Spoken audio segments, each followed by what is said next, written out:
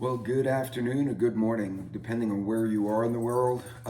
Thanks for joining me. This is the day after Election Day. I'm actually recording this in the morning. I will premiere this Wednesday afternoon because I'm otherwise occupied and I won't be able to come on live.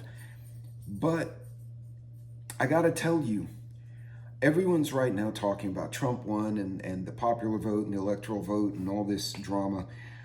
I kind of tried to back away from the actual election and the people running and look at the country as a whole.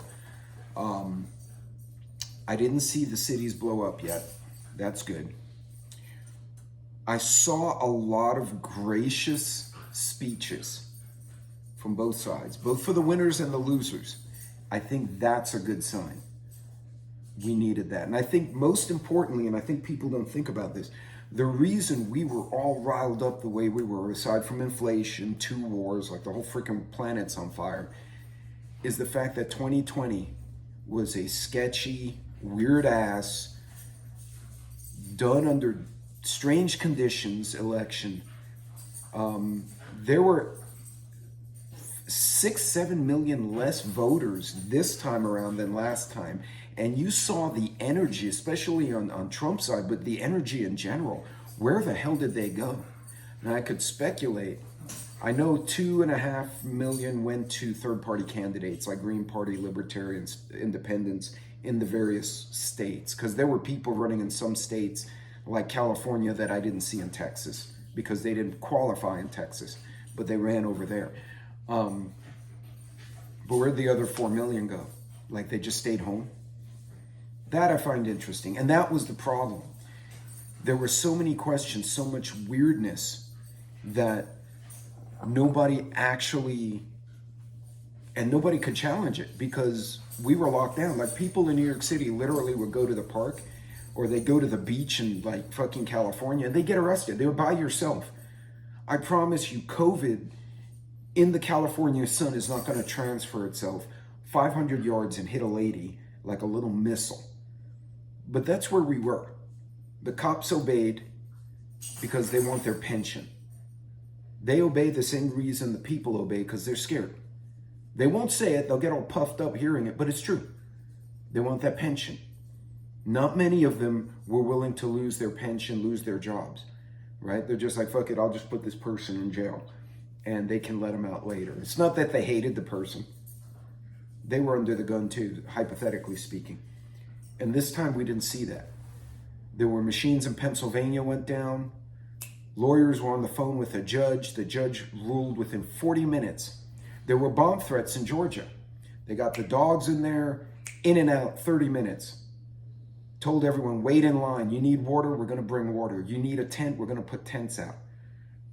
They went to provisional ballots. That's what we should have seen in 2020. Whether you think Biden won legitimately or not, you should have seen that. We saw it this time.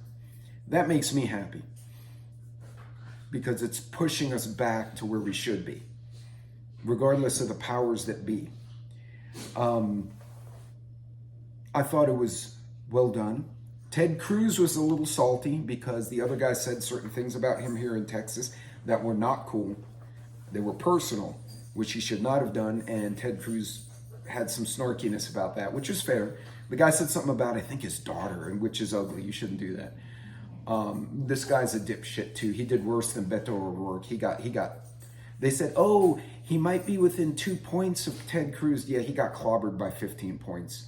And the margin was still growing at midnight. So it's like, yeah, whatever, dude. I wasn't a fan of him. There were a couple other Democrats they could have run that would have done much, much better. But they're too straight and narrow kind of guys and girls, and they put this knucklehead there. I'm not very, but anyway, I digress. Point being, other than a couple of salty statements, a lot of it was gracious. A Republican who lost on the East Coast, very gracious statement.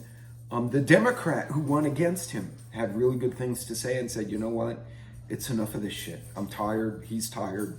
Let's move on. Let's fix the state. Good. We needed that as a country. I had one big disappointment. And my one big disappointment was a replay of what Hillary did when she lost. When Trump lost, he came out and spoke to his people. When Gore lost, he came out and spoke to his people. Clinton won both his. Obama won both. Biden, I think he's just tired. The old man is retiring. He's done. But the tradition is, after a really hard-fought election, win or lose, you come out and talk to your people. Kamala did not do that last night. That was disappointing to me. She had a unique opportunity to set herself up for 2028, hypothetically. She could have come out and said, you know what, we lost, but we fought hard, we made our point. I'm not going away, I'm going to be on CNN, I'm going to be a spokesman, whatever. Thank you, thank you, thank you.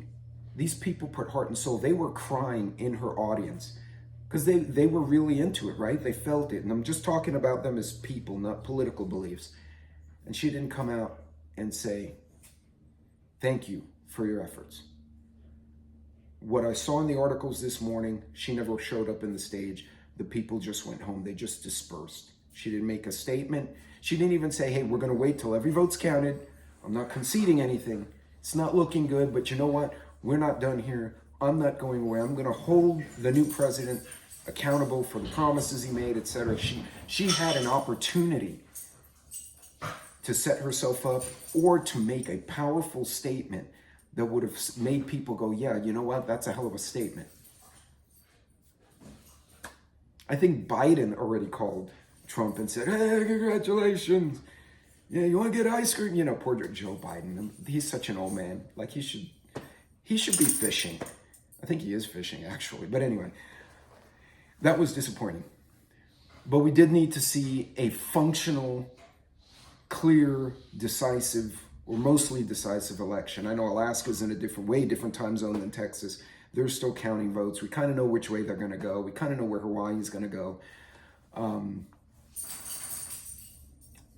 The country needed that. A little bit of clarity. Now the question is, where next? The world's on fire. We got inflation. We got insanity at the border. And we've got wars all over the place. And we have a war here, and Bentley is hoarding toys in his crate. He just stole one from Stormy, and now Stormy's growling at him. They're going to get in a fight. Anyway, folks, just something to think about. I'll see you all later this week. God bless. Godspeed. Take care of yourselves.